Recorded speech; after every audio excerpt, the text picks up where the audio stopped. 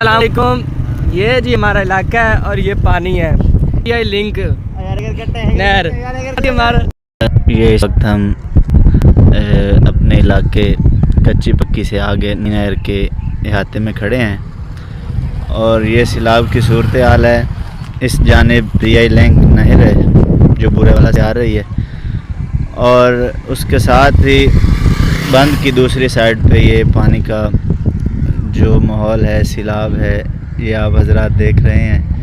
پانی کی سطح روز کے حوالے سے بڑھ رہی ہے اور یہاں پہ عوام اپنی مدد آپ کے تحت کام کر رہی ہے. یہ کھچا کاٹ کے ساتھ لگائی جا رہی ہیں اور لوگ خود ہی مٹی ڈال رہے ہیں. کوئی حفاظتی اقدامات یہاں پر نہیں ہے حکومت کی طرف سے.